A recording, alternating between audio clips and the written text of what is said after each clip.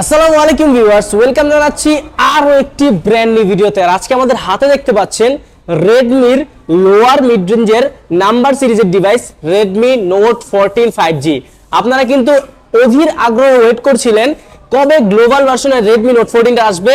আমরা কিন্তু ইতিমধ্যে নোট 14 প্রো এবং প্রো প্লাস নিয়ে বিস্তারিত কথা বলেছি, ভিডিও এসেছে, বাট নোট 14 এর কোনো ভিডিও এই পর্যন্ত আসে নাই। আমরা ওয়েট করতেছিলাম বাজারের প্রাইসটা কবে কমবে, পাশাপাশি কিন্তু স্পেসিফিকেশন আসলে কেমন।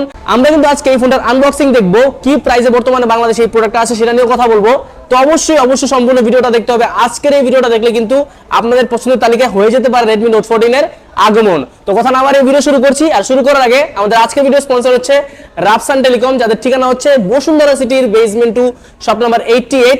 আমি ডিসক্রিপশনে তাদের ফেসবুক পেজের লিংক, হোয়াটসঅ্যাপ নাম্বার, অ্যাড্রেস সবকিছু দিয়ে দিয়েছি, সেখান থেকে আপনারা চাইলে চেক আউট করে আসতে পারেন। তো কথা না বাড়িয়ে ভিডিও শুরু করছি। আর এখনো যারা সাবস্ক্রাইব করেন আমাদের চ্যানেলটা সাবস্ক্রাইব করে নিন, কারণ নতুন বছরে কিন্তু আরো এরকম অনেক ডিভাইস আসবে, সেগুলো নিয়ে আমরা বিস্তারিত কথা বলবো। ভিডিও শুরু করা যাক। তো ফাইনালি কিন্তু আমাদের সামনে চলে আসছে Redmi Note 14 5G typical box, red colour and white কালারের কম্বিনেশন। এখান থেকে আমরা খুললেই সবার আগে দেখতে পারবো রেডমির একটা পোর্শন, যেখানে উপরে রেডমি লেখা আছে। এটা আমরা সাইডে রাখলাম, ভিতরে কিন্তু দেখতে পারবো হচ্ছে ডিভাইসটা রাখা আছে। ডিভাইসটা আমরা সাইডে রাখবো এখান থেকে। তারপরে কিন্তু ভিতরে দেখতে পারবো একটি 45 ওয়াটের চার্জার, পাশাপাশি কিন্তু USB type A to type C cable. Charger নিয়ে বিস্তারিত কথা আমরা একটু পরে বলবো। এগুলো সাইডে রাখার পরে যদি আমরা দেখি এই পোর্শনটাতে, এখানে কিন্তু সবার প্রথমে আমরা পাবো সিম ইজেক্টর পিন, যে পিনটা কিন্তু আপনার হচ্ছে Xiaomi টিপিক্যাল পিন, দেখতে কিন্তু সুন্দর লাগে। তার পাশাপাশি কিন্তু আমরা ভিতরে পেয়ে যাবো হচ্ছে ডকুমেন্টেশনস, কিছু কাগজপত্র দেখা যায় এখানে। এগুলো আমাদের পড়ার আসলে দরকার নাই। আমরা কিন্তু হচ্ছে তারপরে পেয়ে যাবো কাভার, যে কাভারটা কিন্তু একটি সিলিকন কেস। এইটা কিন্তু ভালো ব্যাপার, Xiaomi কিন্তু আপনাদেরকে সিলিকন কেস দিচ্ছে, যেটা আপনারা লং টাইম ইউজ করতে পারবেন। তো এগুলো আমরা সবকিছু সাইডে রাখি, কথা বলবো হচ্ছে মূলত ডিভাইসটা নিয়ে। This is Redmi note 14 5G। আর আমাদের হাতে আছে হচ্ছে পার্পল কালার। কালার যে ডিজাইনটা সেটা কিন্তু খুবই প্রিমিয়াম লাগছে। কয়েকটা কালারের সংমিশ্রণ আমরা এখানে দেখতে পাচ্ছি, মোটামুটি 4টা কালারের কম্বিনেশন দেখতে পাচ্ছি। দেখতে কিন্তু খুবই সুন্দর লাগছে।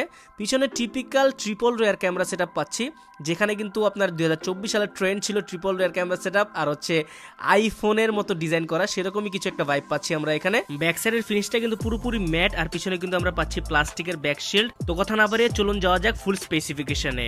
বাটন এবং পোর্টসের কথা বলতে গেলে সবার আগে লেফট সাইডে পেয়ে যাবো ডুয়াল স্পিকারের মেইন স্পিকারটা, পাশাপাশি প্রথম noise cancellation microphone, USB type C port, পাশাপাশি সিম ইজেক্টর ট্রে, যেখানে dual nano SIM card use করার অপশন আছে। অ্যাজ ইউজুয়াল কোনো রকম মেমোরি কার্ড ইউজ করার অপশন কিন্তু পাচ্ছেন না আপনারা।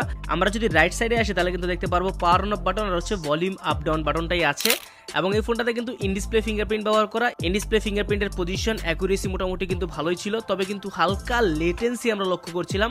টাচ করার পরে কিছুক্ষণ পরে খুলছিল, যেটা কিন্তু লোয়ার মিড রেঞ্জ বাজেটের মধ্যে কিন্তু সচরাচর দেখাই যায় বলা যায়। এছাড়া কিন্তু ফিঙ্গারপ্রিন্টের পজিশনটা ঠিকঠাক ছিল, মানে হাত যাদের ছোট বড় যেরকমই হোক আপনারা ঠিকঠাকভাবে কিন্তু ফিঙ্গারপ্রিন্ট প্রেস করতে পারবেন। এন্ড প্রাইস অনুযায়ী কিন্তু আমার কাছে ফিঙ্গারপ্রিন্ট অতটা খারাপ লাগে নাই। আর পাশাপাশি যদি লেফট সাইডে চলে আসে তাহলে কিন্তু পুরোপুরি ফ্ল্যাট আমরা পাবো, কোনো রকম পোর্টস এন্ড বাটন এখানে নাই। আর আপার সাইডে যদি আসি তাহলে কিন্তু সবার প্রিয় হেডফোন জ্যাকটা আপনারা পাচ্ছেন, যারা গেমার্স আছেন তাদের জন্য কিন্তু অবশ্যই সুখবর। পাশাপাশি সেকেন্ডারি যে স্পিকার এবং হচ্ছে আইআর ব্লাস্টার, আর পাচ্ছি সেকেন্ডারি নয়েজ ক্যান্সেলেশন মাইক্রোফোন। তো বাটন এবং পোর্টসের ক্ষেত্রে কিন্তু অলমোস্ট সবকিছু আমরা অ্যাভেলেবল পাচ্ছিলাম। Redmi Note 14 5Gর ইন হ্যান্ড ফিলের কথা বলতে গেলে 6.67 ইঞ্চির একটি ডিসপ্লে সহ এটার ওয়েট হচ্ছে 190 গ্রাম, পাশাপাশি এটার থিকনেস হচ্ছে 8 মিলিমিটার। যথেষ্ট লাইট ওয়েট এবং ওয়েট ব্যালেন্সটাও কিন্তু কোম্পানি খুব ভালোভাবে করতে পেরেছে। এক হাতে গ্রিপ করতে কিন্তু এরকমভাবে প্রবলেম হচ্ছিল না। ডিসপ্লে সাইজটাও কিন্তু ডিসেন্ট, তো ওভারঅল দেখতেও কিন্তু সুন্দর। পিছনের ডিজাইনের কালারের কম্বিনেশন সেটা কিন্তু মোটামুটি ভালো রাখার চেষ্টা করেছে। দেখতে কিন্তু ম্যাট ফিনিশ হওয়ার কারণে ভালোই লাগে। তো ওভারঅল ইন হ্যান্ড ফিল কিন্তু আমার কাছে ঠিকঠাকই লেগেছে।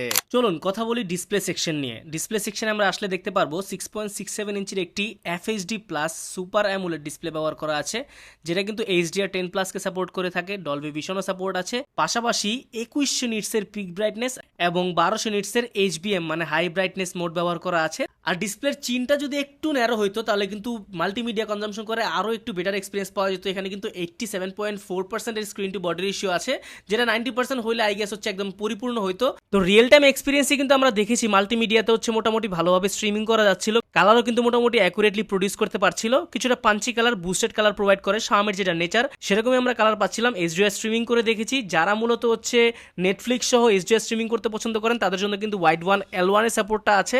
এবং রিয়েল টাইম এক্সপিরিয়েন্স আমি বলবো যে স্পেসিফিকেশন যেরকম দেওয়া আছে তার থেকে সামান্য একটু কম পাচ্ছি আমরা, মানে আমার কাছে মনে হয়েছে পার্সোনালি, কারণ আমরা যখন রোদে সরাসরি ফোনটা ইউজ করছিলাম তখন কিন্তু সাইড ভিউইং অ্যাঙ্গেল থেকে হালকা আমাদের কাছে অন্ধকার মনে হচ্ছিল, যেখানে ব্রাইটনেস জনিত প্রবলেম কিছুটা আমরা পেয়েছি। তো ডিসপ্লেতে আমরা কিছু জায়গায় একদম এক্সট্রাঅর্ডিনারি কিছু পেয়েছি, আবার কিছু জায়গায় কিন্তু অনেক বেশি কমতি পেয়েছি। তো দুটার সংমিশ্রণে আমি বলবো রিয়েল টাইম এক্সপিরিয়েন্স কিন্তু অ্যাভারেজলি ভালোই ছিল।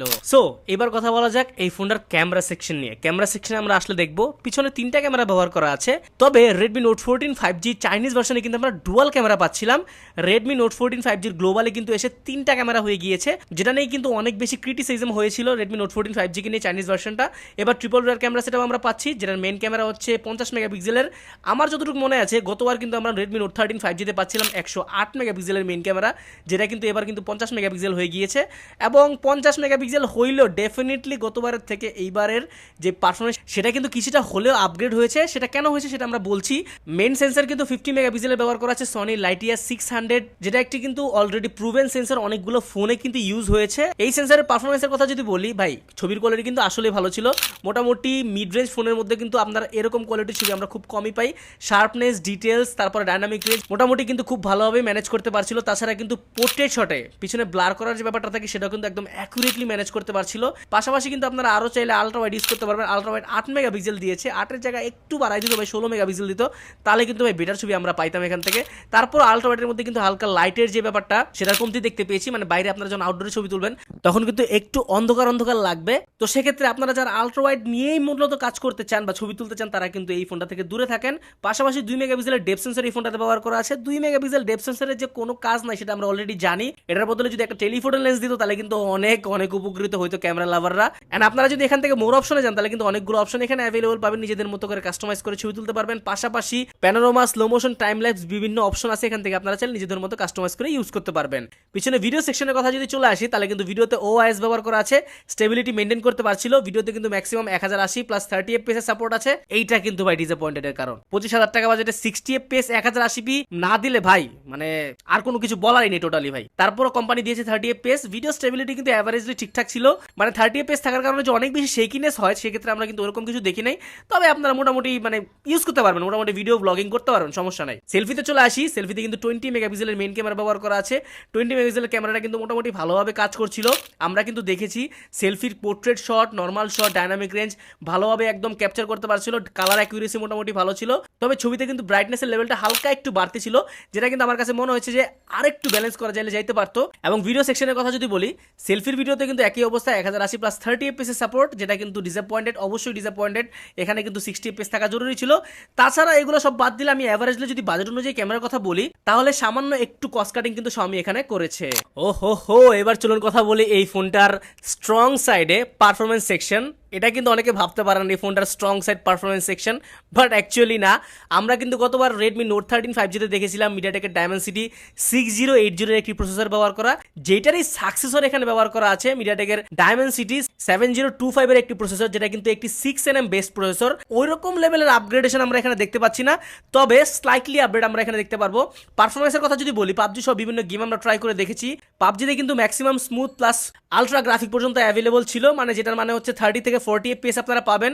এই 25,000 টাকা বাজেটের মধ্যে 30 FPS 40 FPS ভাই কোনো মতেই মানা যায় না। তার কারণ হচ্ছে আইকিউর ডিভাইসগুলোতে 25,000 টাকা বাজেটের মধ্যে আপনাকে অলমোস্ট 60 FPS প্রোভাইড করতেছে Motorola G85। তার পাশাপাশি কিন্তু আরও কয়েকটা ডিভাইস আছে যেগুলো আপনাকে 50 থেকে 60 FPS এর প্রোডাক্ট দিচ্ছে আপনাকে। অ্যান্ড ইউ এর কথা যদি বলি, অ্যান্ড্রয়েড ভার্সন 14 অ্যান্ড HyperOS এই ফোনটা বেস্ট। মোটামুটি বলা যায় যে কম্বিনেশন ঠিকঠাক আছে। অ্যান্ড্রয়েড ভার্সন 15 হলে হয়তো ভালো হতো, যেহেতু লেটেস্ট ফোন। আমরা কিন্তু মাল্টিটাস্কিং করে দেখেছি, মোটামুটি কোনো রকম ল্যাগ বা ফ্রেম ড্রপ ওইভাবে আমরা দেখি নাই।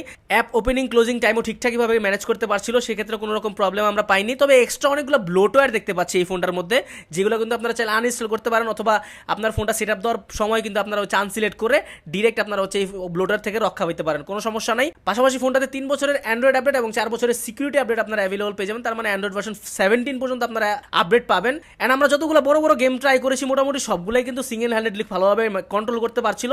একদম অ্যাপ ক্রাশ বা গেম ক্রাশ হওয়া, ফোন ওভারহিট হওয়া, চার্জ ড্রেন করা, এরকম কোনো প্রবলেম আমরা দেখি নাই। তো পারফরমেন্স সেকশন নিয়ে আমার ওইভাবে কোনো অভিযোগ নাই। তবে আমার দাবি খালি একটাই ভাই, Xiaomi চাইলে এখানে সামান্য বিটার দিলেও দিতে পারতো। ভিউয়ার্স, আমরা কিন্তু এতক্ষণ যাবত চেষ্টা করেছি আপনাদেরকে Redmi Note 14 5G সম্পর্কে একটা সম্পূর্ণ ধারণা দেওয়ার, মোটামুটি স্পেসিফিকেশন নিয়ে কথা বললাম। এখন চলে আসবো ব্যাটারি ব্যাকআপ, চার্জিং ব্যাকআপ আর মোস্ট ইম্পর্টেন্টলি আপডেট প্রাইসে। ভালো একটা প্রাইস থাকবে শেষে।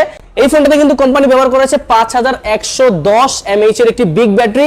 হ্যাঁ, গতবারের থেকে স্লাইটলি বেটার আমরা পাচ্ছি এখানে। গতবার কিন্তু বরাবর 5000 ছিল, এবার কিন্তু আমরা একটু ব্যাটারি ব্যাকআপের দিকে বেশি পাচ্ছি এবং চার্জার হিসেবে পাচ্ছি হচ্ছে 45 ওয়াটের চার্জার, যেটা কিন্তু গতবারের থেকে অনেকটাই আপডেট। কারণ গতবার আমরা পেয়েছিলাম 33 ওয়াট, এখানে কিন্তু Note 14 Pro এবং Pro 5G দুইটার মধ্যেই সেম আমরা চার্জিং ব্যাকআপটা পাচ্ছি এখানে। আর স্পেসিফিক যদি ব্যাটারি ব্যাকআপের কথা বলি, এই ফোনটা কিন্তু মোটামুটি 1 থেকে 1.5 দিন অনায়াসে ব্যাকআপ আমাদের দিচ্ছিল।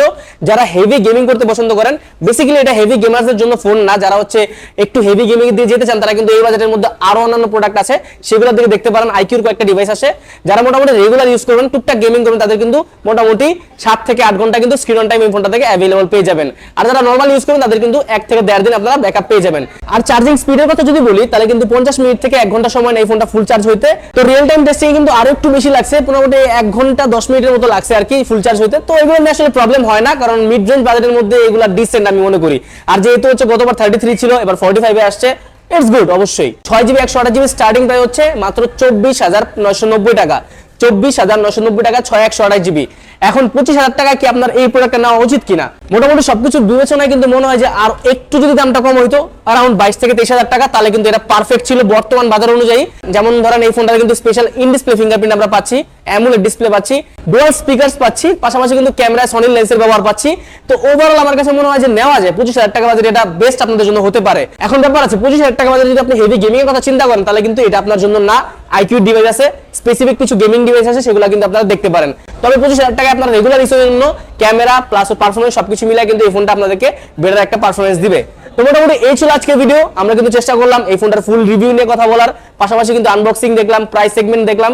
ভিডিও যদি ইনফরমেটিভ মনে হয় তো অবশ্যই চ্যানেলটা সাবস্ক্রাইব করবেন, ভিডিওতে লাইক দিবেন এবং কমেন্ট করে জানাবেন যে কেমন লাগছে। তো মোটামুটি এই ছিল ভিডিও, শেষ করতেছি এখান থেকে। দেখা হবে পরবর্তী ভিডিওতে। সেই পর্যন্ত ভালো থাকবেন, সুস্থ থাকবেন, নিজের খেয়াল রাখবেন। আল্লাহ হাফেজ।